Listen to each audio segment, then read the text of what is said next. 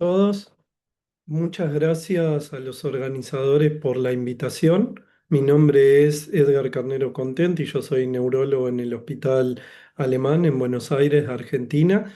Y bueno, nuevamente agradecer a Lili y a Juan por la invitación. En los próximos minutos intentaré comentarle algunos aspectos relacionados a los estudios observacionales en la generación de datos de vida real, desde la pregunta hacia la recolección de los datos.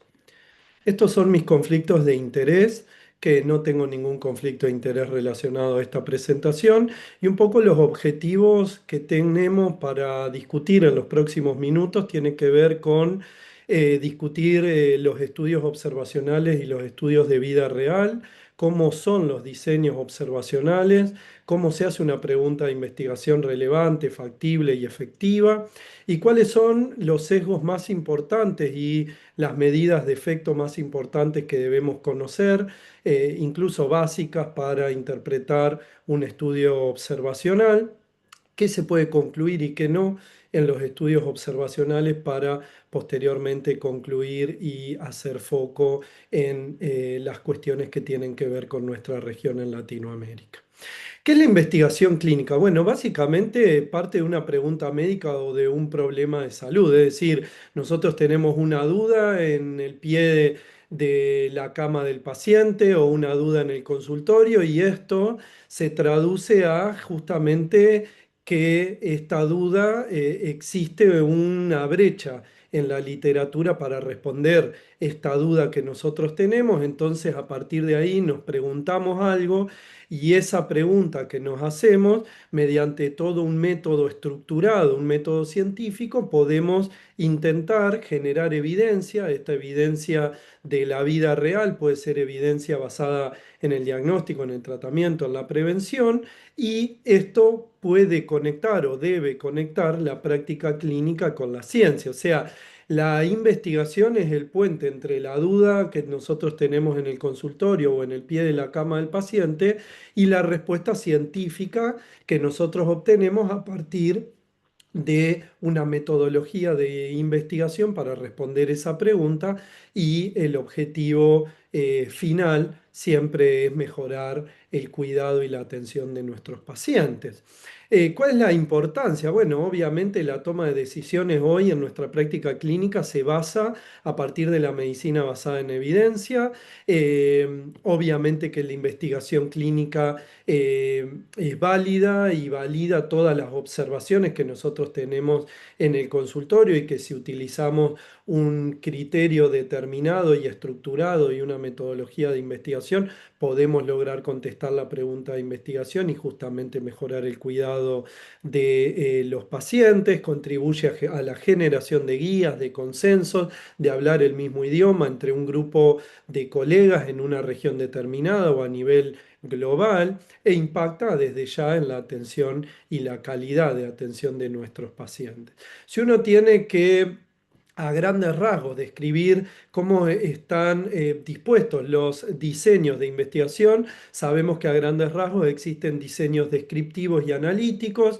Los diseños descriptivos son el qué, el cuánto y el cómo, y dentro de estos diseños descriptivos observacionales tenemos el corte transversal, los estudios ecológicos, la serie de casos, hasta los reportes de un caso, y los estudios analíticos que ya empiezan a evaluar la relación entre dos variables.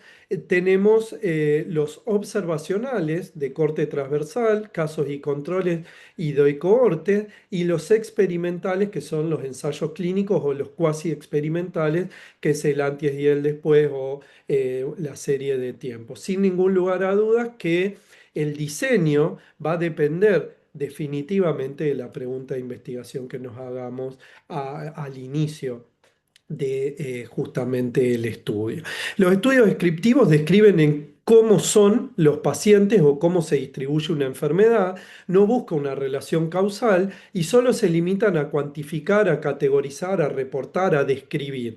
Por ejemplo, en un cohorte transversal, en una determinada población, cuál es la frecuencia o la prevalencia de depresión en pacientes que tienen esclerosis múltiple de un hospital determinado, de una ciudad determinada o de un país determinado. Una serie de casos, por ejemplo, descriptivo es describir 10, 15, 20 pacientes con espectro NMO en un hospital determinado. Y un reporte de un caso en general es cuando nos llama la atención algo, por ejemplo, un paciente con MOGAD pediátrico que empezó con el primer evento clínico posterior a tener un COVID. Entonces eso muchas veces una serie de casos de algo o un reporte de un caso de algo que nos llama la atención es el kickoff o el puente, el inicio para después hacer una investigación un poco más robusta. Es decir, la pregunta típica es cuál es la frecuencia X de una variable determinada, de una pregunta determinada en una población determinada.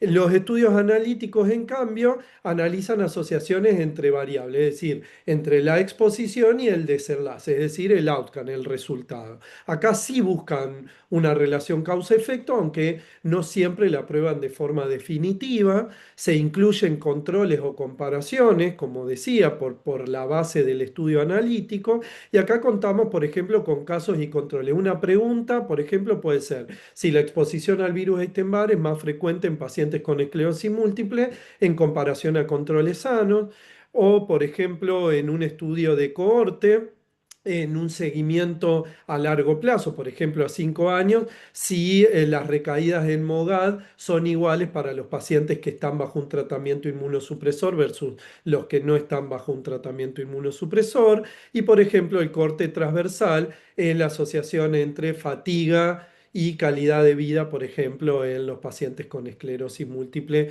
en un momento determinado, en una foto determinada. Es decir, si existe una asociación entre una variable X y una variable Y.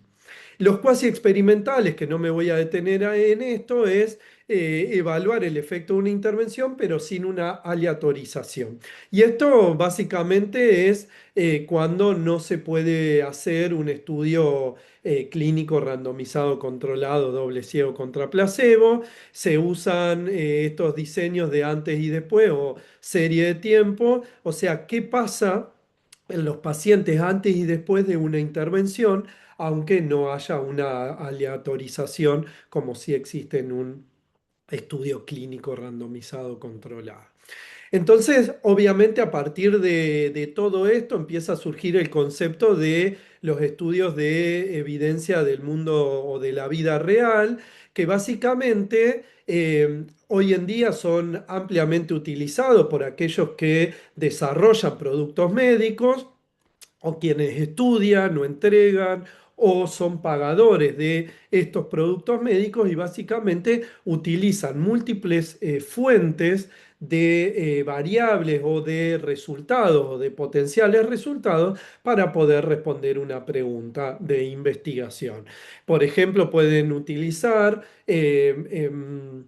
historias clínicas, registros de pacientes, registros de asociaciones,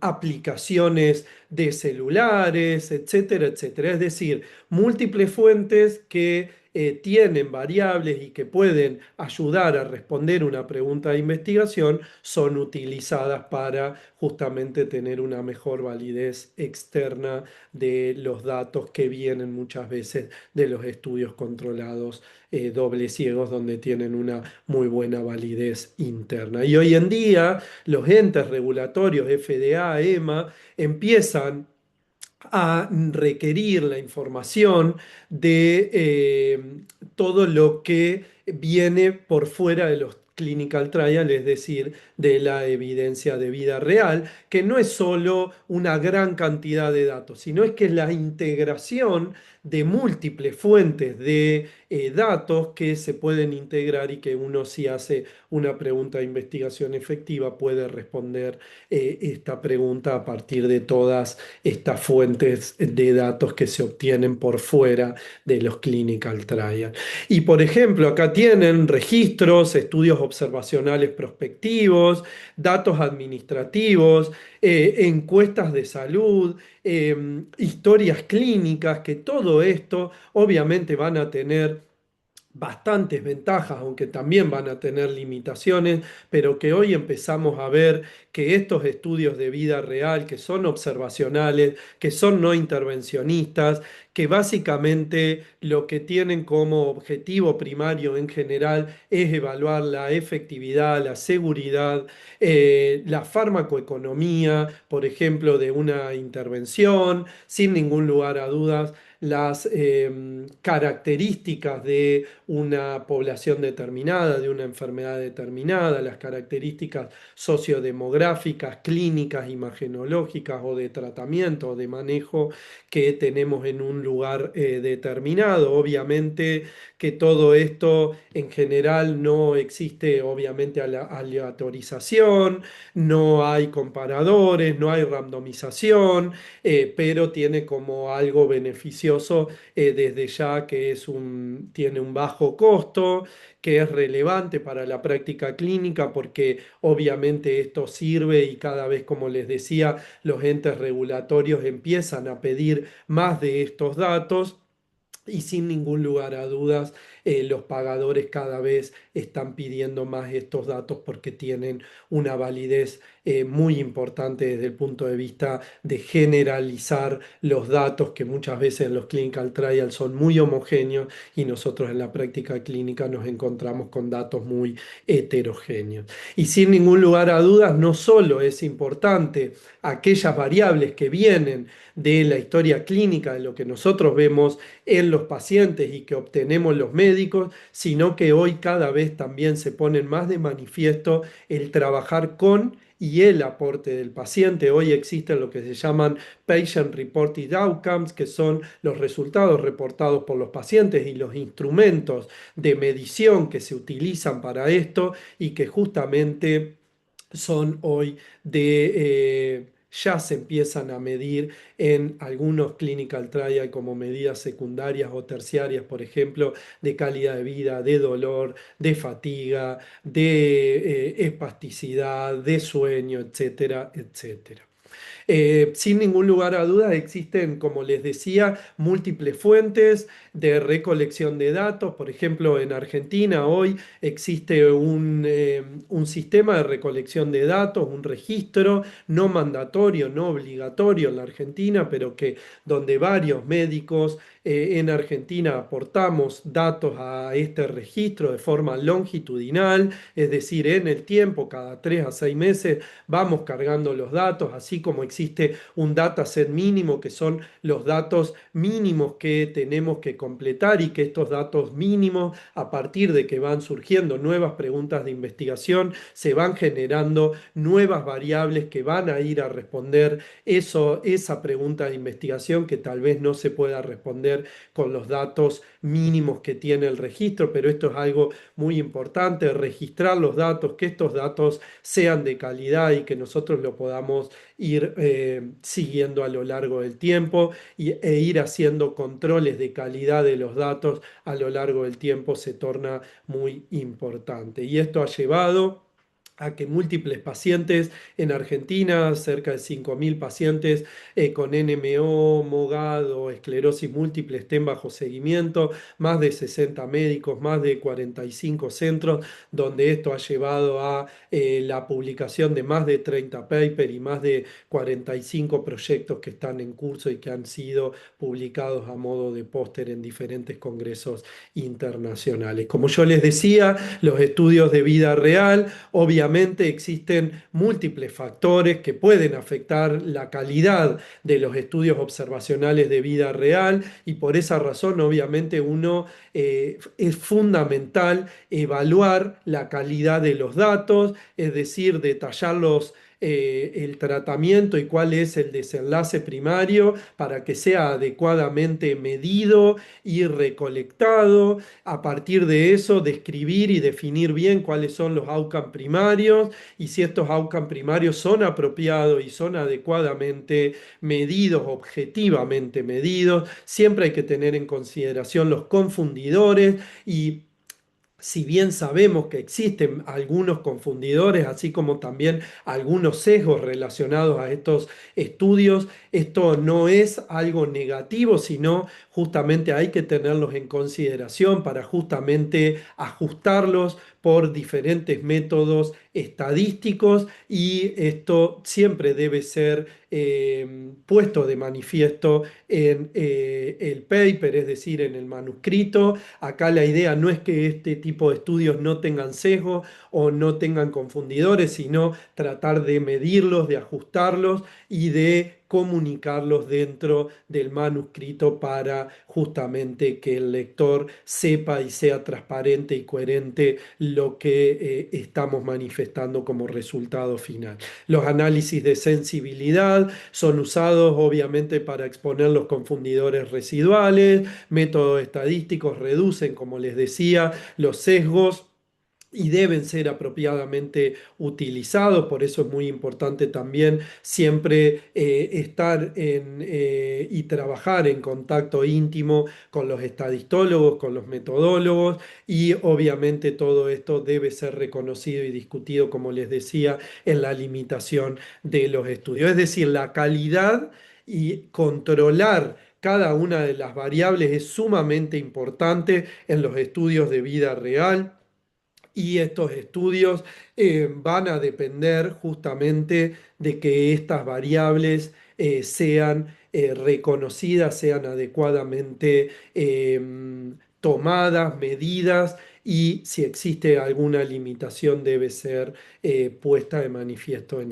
el paper. Sin ningún lugar a dudas, el diseño del estudio es a partir de la pregunta de investigación, y sin ningún lugar a dudas, ¿por qué es importante hacer una buena pregunta de investigación? Porque cuando nosotros hacemos una buena pregunta de investigación y esa pregunta se construye de forma adecuada, esto es el fundamento de que la investigación que nosotros vayamos a hacer sea de valor. Y esto obviamente va a definir el foco del estudio que nosotros vamos a hacer a partir de la pregunta de investigación, va a guiar al diseño y a los métodos, y va a guiar a qué variables vamos a utilizar a partir de la pregunta de investigación que nos hagamos. Y sin ningún lugar a dudas que si la pregunta es efectiva y esto lleva a focalizar bien el estudio y a diseñar y generar los criterios de inclusión y exclusión de forma específica, nos va a elevar la chance de publicar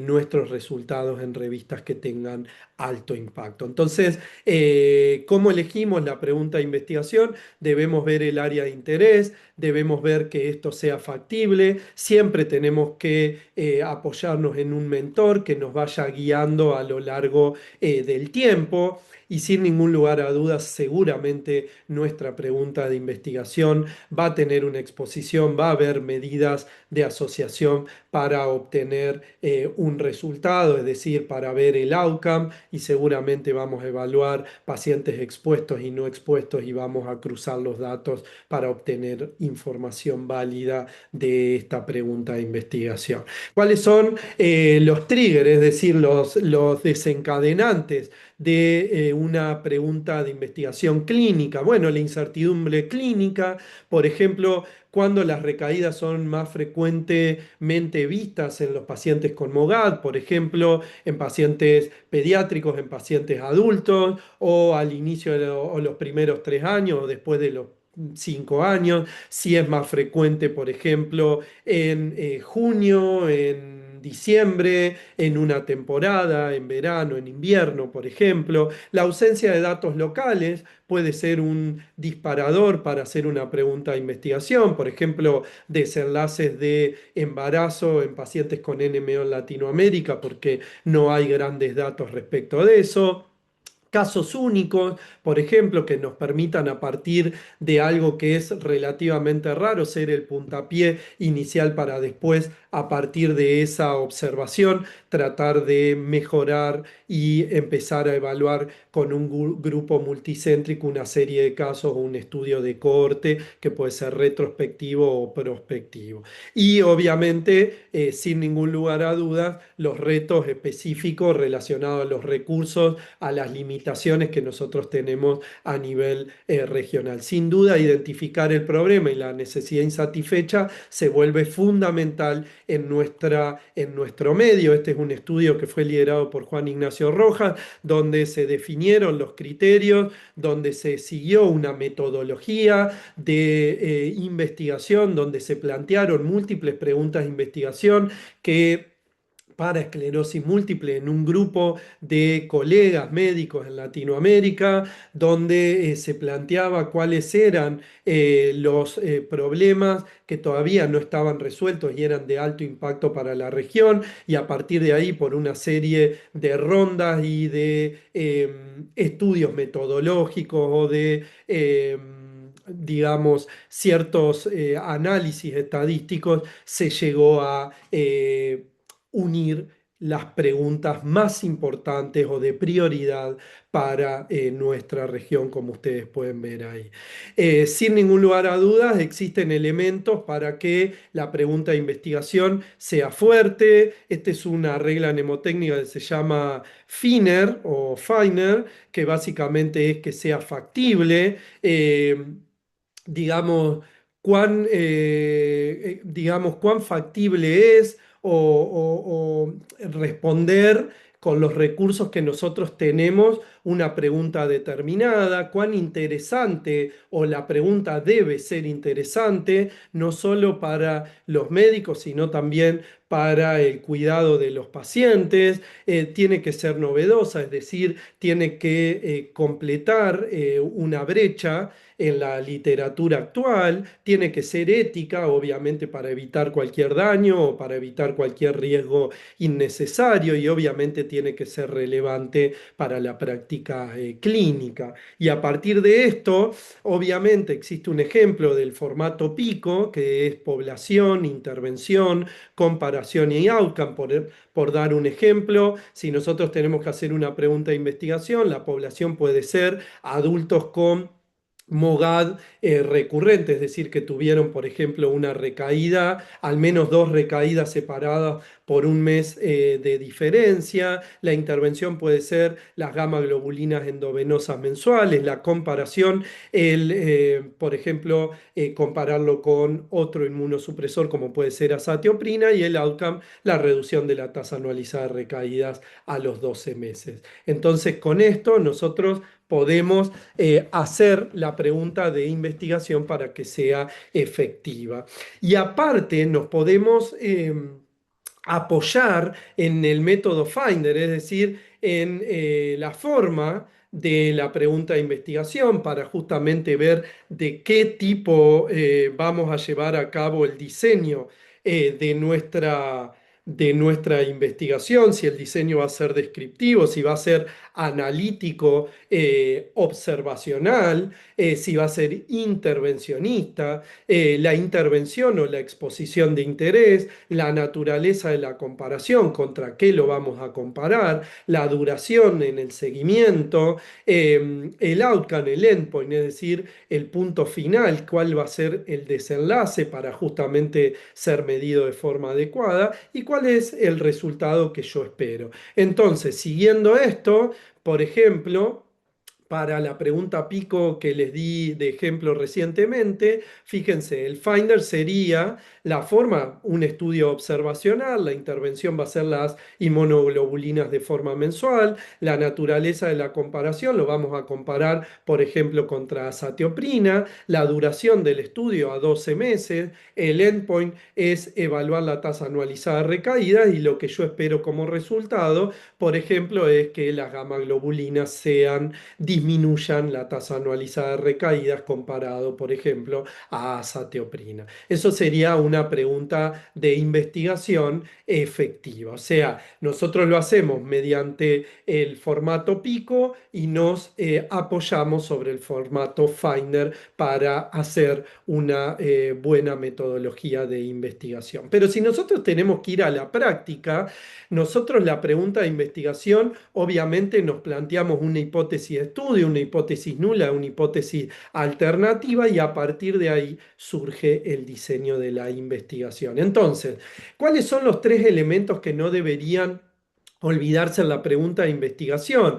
Por ejemplo, en una población determinada, ¿la exposición está asociada al outcome? Si yo les tengo que dar un ejemplo, por ejemplo, en pacientes hospitalizados, adultos de más de 65 años, esta es una población determinada, ¿el estatus funcional está asociado con una mortalidad a 30 días? Entonces ahí tenemos el outcome y tenemos la exposición, ¿sí? El estatus funcional es la exposición y el outcome sería la mortalidad a 30 días. Si nosotros mantenemos esta pregunta y estos tres elementos, seguramente nuestra pregunta de investigación va a ser efectiva. ¿Cuál es la hipótesis? Bueno, la hipótesis es que en los pacientes hospitalizados de más de 65 años, un pobre estatus funcional se va a asociar a una alta tasa de mortalidad. Ahora, ¿cuál es la hipótesis nula? Como ustedes saben, la hipótesis nula siempre es la no asociación, es decir, que en esos pacientes hospitalizados no hay asociación entre estatus funcional y mortalidad a los 30 días. Y recuerden siempre que la hipótesis alternativa es la asociación, es decir, que sí el estatus funcional se asocia a la mortalidad. Entonces, es muy importante siempre tener en consideración la población que nosotros vamos a utilizar. Y esa población, que es la población que nosotros vamos a incluir, tiene que tratar de alguna manera de, en una población pequeña, cumplir o ser general para la población objetivo, porque no podemos medir a todos los pacientes de todo el mundo que tengan esclerosis múltiple. Entonces, por eso es muy importante tener en consideración cuál es la población específica, la población objetivo versus la población incluida. Y tener en consideración que si la población incluida no representa a la población objetivo, la validez del estudio, la validez externa del estudio, se va a ver obviamente comprometida. Por eso es muy importante determinar los criterios de inclusión y exclusión, que como yo les planteaba previamente, si eso ya está de alguna manera diagramado en la pregunta de investigación, esto se vuelve mucho más importante y mucho más factible. Las variables en general en los estudios observacionales a recolectar son variables clínicas, variables sociodemográficas, variables de tratamiento, y en nuestra región es muy importante, debido a la heterogeneidad del sistema sanitario, tener variables de acceso. Y tengan en consideración que recolectar más variables no siempre se relaciona a que nuestro estudio sea mejor. Nosotros tenemos que determinar muy bien cuál es el objetivo y cuál es nuestra pregunta de investigación para solo evaluar las variables que van a responder nuestra pregunta de investigación. Por eso les comentaba población, exposición y outcome. Si eso está dentro de la pregunta de investigación, seguramente vamos solo a recolectar las variables objetivo que tenemos y no la variable general, que son esas variables que es prácticamente imposible de evaluar.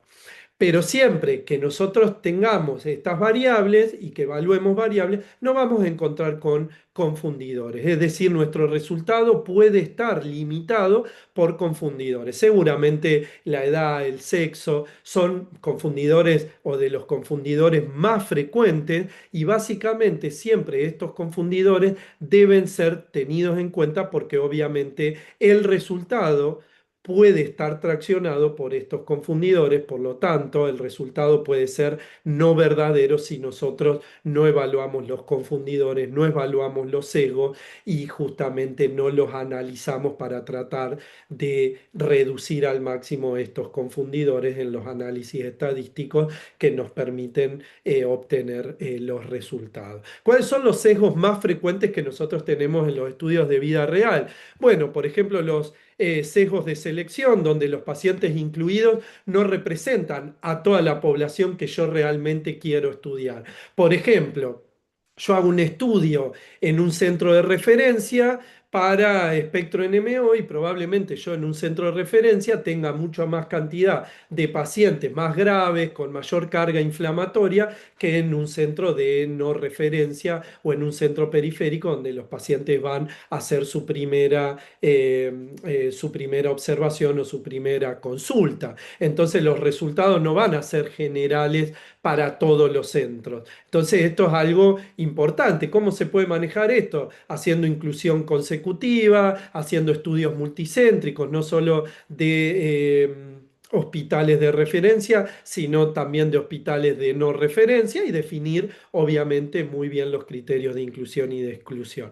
Los sesgos de información, donde existen datos incompletos o datos mal registrados, por ejemplo, a lo largo del tiempo no se registraron recaídas de forma sistemática o los pacientes no tienen resonancia, por ejemplo, una vez por año o una vez cada un momento determinado. Es decir, las variables deben ser claramente definidas, deben ser estandarizadas, cómo vamos a recolectar los datos y tiene que haber un control, una auditoría para justamente que esos resultados sean mucho más confiables. Existen los sesgos de confusión, donde los grupos comparados son diferentes desde un inicio, por ejemplo, pacientes más graves o menos graves que están bajo tratamiento, por ejemplo, con una terapia más efectiva que otra, donde puede existir una sobre o una infraestimación del efecto del tratamiento y esto tiene que ver con este sesgo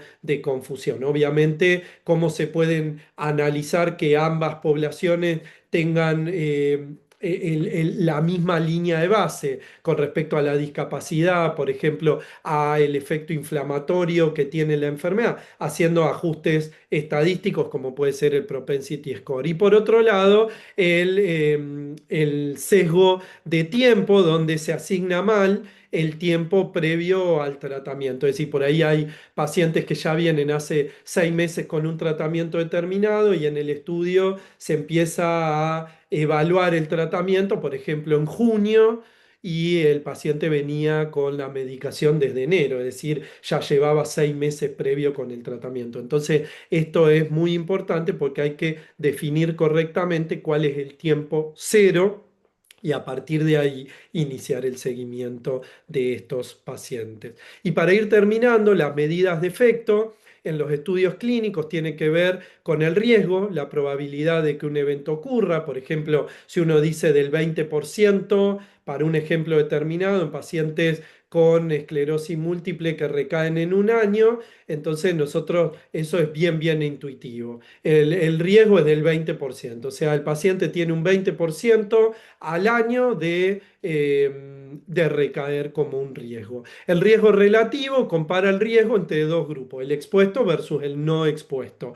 El RR puede ser de uno, puede ser menor de uno, puede ser mayor de uno. Si es mayor de uno, el riesgo se aumenta y si es menor de uno, el riesgo se reduce. Por ejemplo, si tenemos un RR de 0,5, decimos que esos pacientes tienen una reducción del 50% de tener una recaída. Esto es muy fácil de interpretar. El odds ratio es la relación de probabilidades, que también para eventos raros puede sobreestimar el efecto si el evento es muy frecuente. Por eso es importante esto también evaluarlo a lo largo del tiempo. Entonces, el odds ratio también menor de uno es disminución del riesgo, de la probabilidad, mayor de uno aumento de la probabilidad. Por ejemplo, si un paciente tiene un OR de 2 significa que tiene el doble de probabilidad de tener un evento X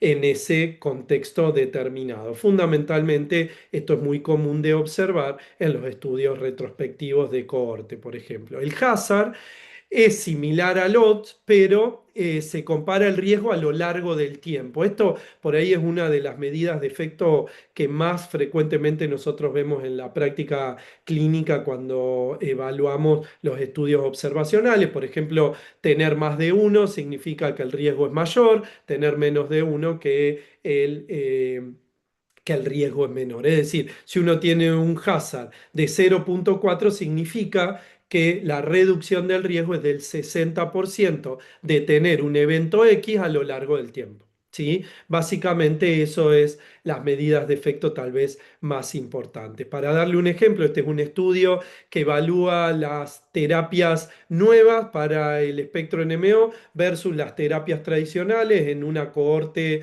retrospectiva de cohorte observacional en Harvard, donde se evalúan más de 170 pacientes con un tiempo de seguimiento de 9 años y fíjense que el hazard de estas terapias comparada con rituximab es, fíjense, de 0,12, de 0,22 y 0,19.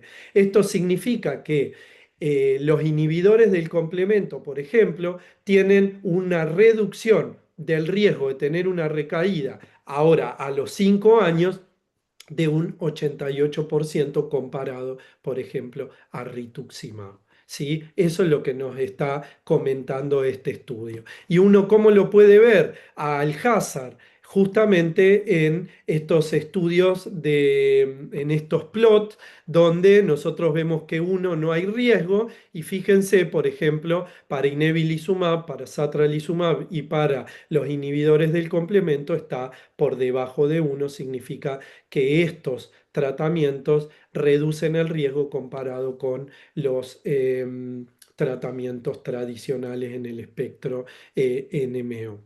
Y fíjense en estas en estas curvas de supervivencia, donde ustedes pueden ver también que el riesgo o la probabilidad de estar libre de las recaídas a medida que está más encima, más por arriba, significa que la probabilidad de estar libre de recaídas, por ejemplo, fíjense acá en amarillo, para los inhibidores del complemento es del 100% y así sucesivamente. Mientras más abajo están las líneas, significa que el riesgo es mayor, mientras las líneas están más arriba, significa que la probabilidad es mucho más elevada. Y esto un poco lo que es una tabla que básicamente resume lo que les comentaba. Fíjense, el hazard de 0,12 significa que hay una reducción del 88% del riesgo de tener una recaída.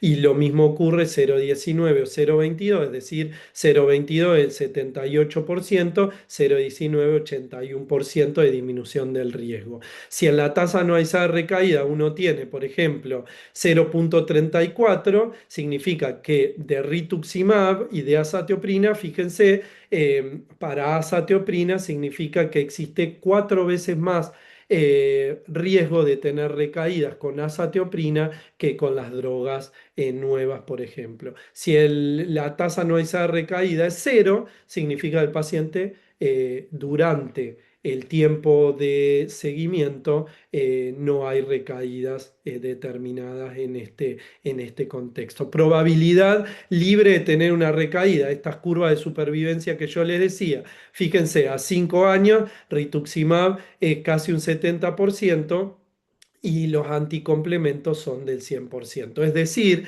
eso significa que 30% de los pacientes recaen en la rama de rituximab versus cero en la rama de los anticomplementos. Y esto también se vuelve muy fácil de entender a nivel clínico. Sin ningún lugar a duda, debemos pensar regionalmente, debemos trabajar colaborativamente en nuestra región para justamente tratar de que las preguntas de investigación estén focalizadas en las necesidades insatisfechas y en lo que nosotros necesitamos construir en nuestra región para mejorar el acceso y la calidad de atención en nuestros pacientes. Acá tienen una lista de los mensajes claves de lo que sería un buen diseño de estudio observacional, donde tenemos la observación clínica, donde buscamos en la literatura, encontramos un gap, encontramos una brecha, nos hacemos una pregunta de investigación, esa pregunta de investigación nos lleva a generar y desarrollar un estudio, una hipótesis,